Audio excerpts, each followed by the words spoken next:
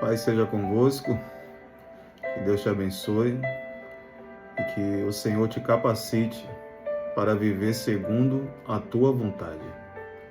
E a vontade de Deus é que nós venhamos a nos comprometer com a sua lei, com a sua palavra e assim andar no seu caminho. Continuando aqui a série do Salmo 119, hoje nós estamos no 5º vídeo e eu gostaria de ler o Salmo 119 a partir do verso de número 33. Vamos ler juntamente? Ensina-me, ó Senhor, o caminho dos teus estatutos, e guardá-lo-ei até o fim. Dá-me entendimento, e guardarei a tua lei, e observá-la-ei de todo o coração.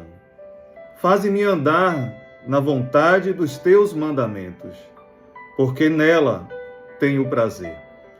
Inclina o meu coração a teus testemunhos, e não a cobiça. Desvia os meus olhos de contemplarem a vaidade, e vivifica-me no teu caminho. Confirma a tua promessa ao teu servo, que se inclina ao teu temor. Desvia de mim o opróbrio que temo, pois os teus juízos são bons. Eis que tenho desejado os teus preceitos. Vivifica-me por tua justiça. Estamos aqui nessa série de Salmos 119, observando a excelência da lei de Deus, a excelência da palavra de Deus. Eu já disse aqui e repito que é digna de toda aceitação.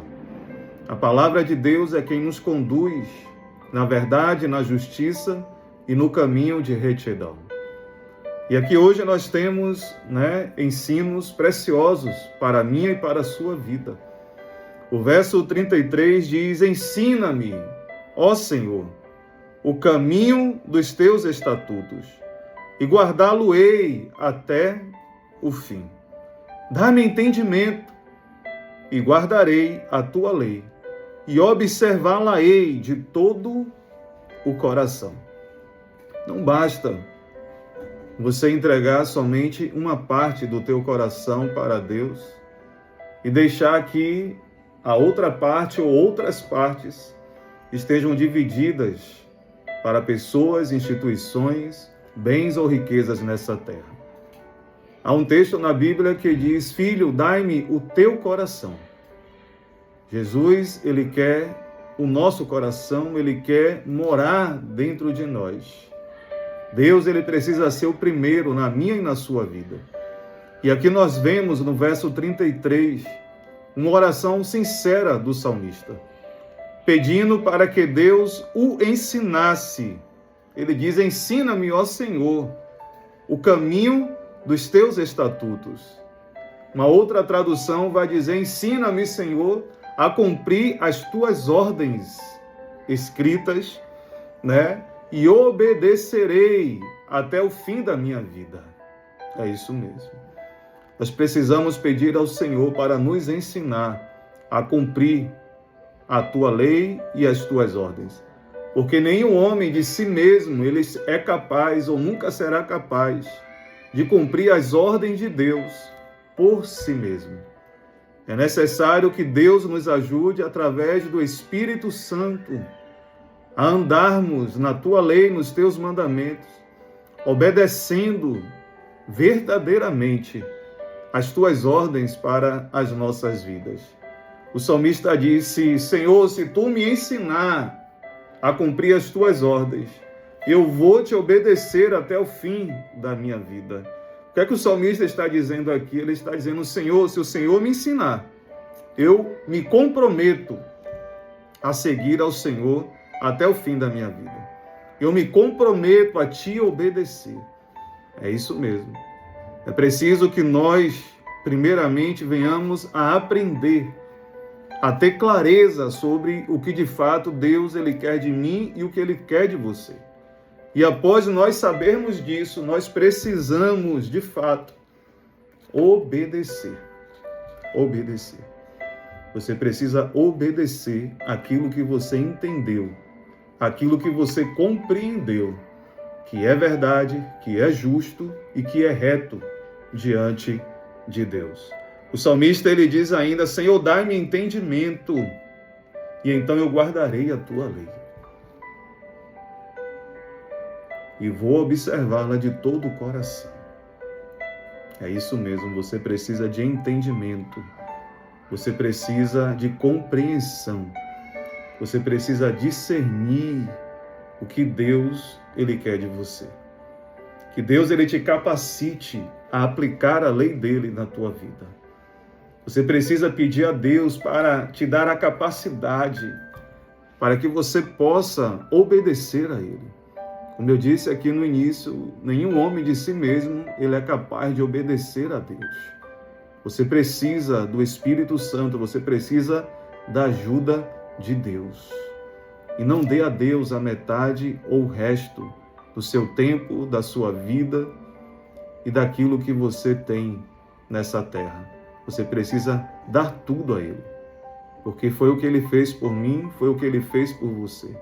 Ele nos deu tudo o que Ele tinha de melhor, que foi o seu Filho, para morrer em nosso lugar e nos salvar deste mundo vil e avassalador.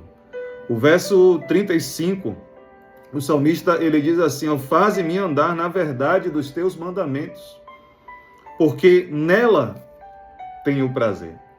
Talvez você é aquela pessoa que tem pedido a Deus para andar com Ele.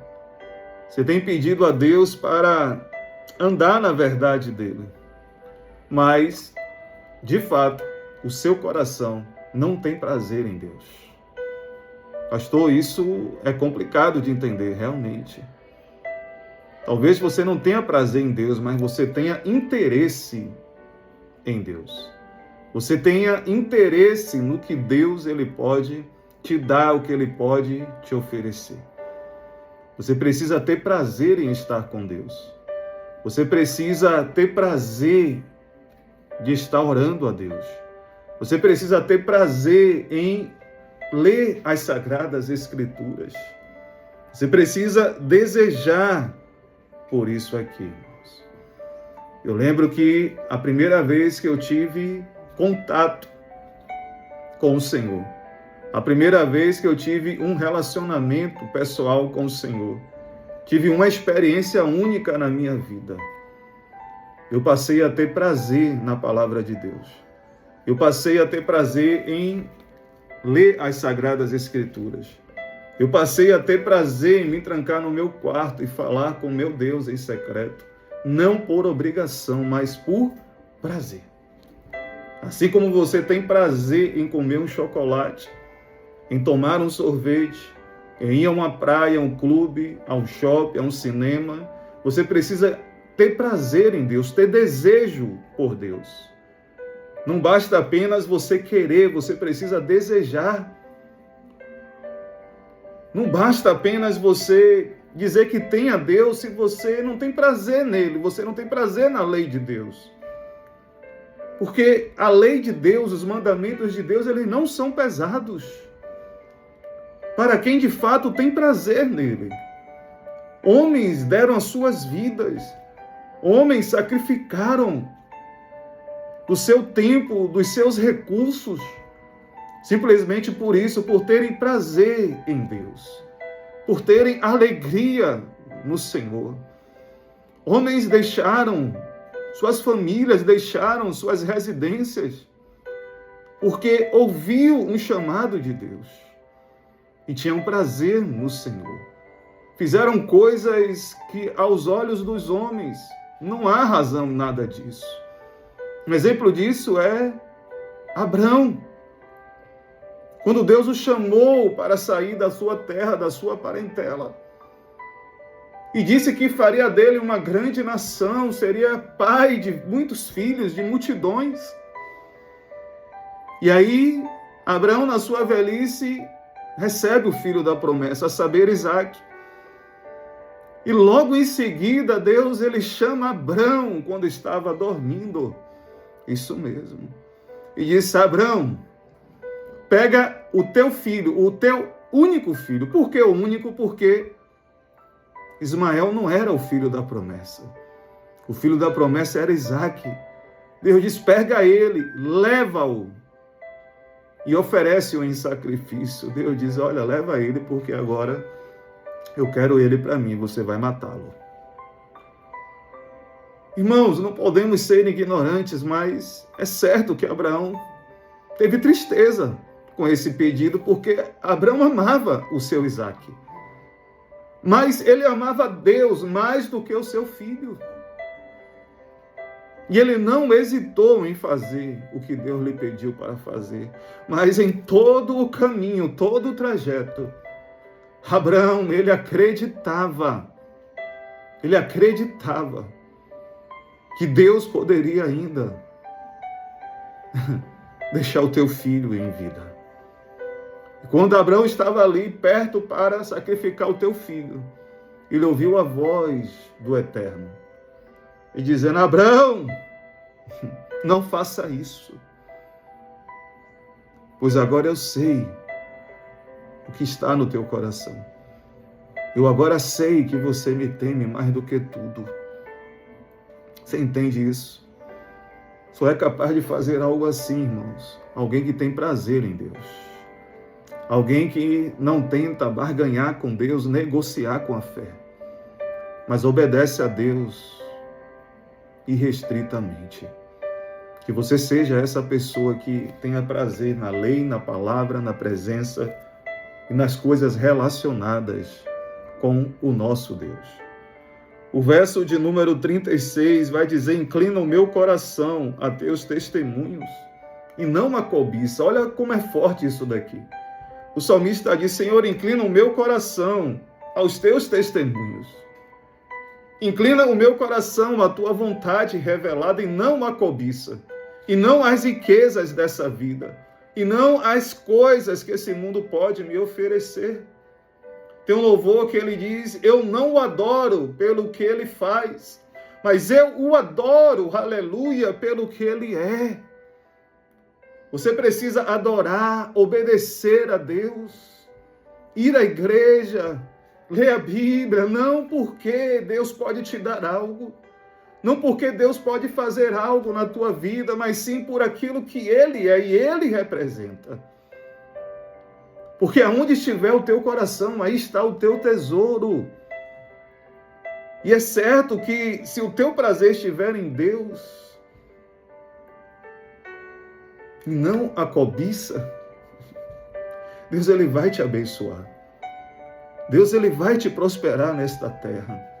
Ele vai te dar bens, ele vai te dar riquezas sim, mas a tua motivação de ir até a Deus não deve ser pelo que ele pode fazer na tua vida.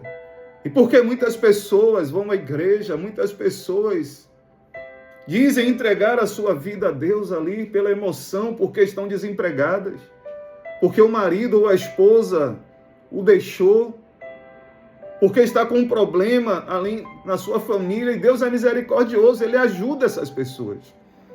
Mas logo essas pessoas viram as costas para Deus, logo quando estão empregadas, quando o marido ou a esposa retorna para casa, quando o filho sai das drogas, aquela pessoa simplesmente deixa de ir à igreja, deixa de ler a Bíblia, deixa de orar e ter relacionamento com Deus. Porque a motivação era o problema que eles estavam passando e precisavam barganhar com Deus.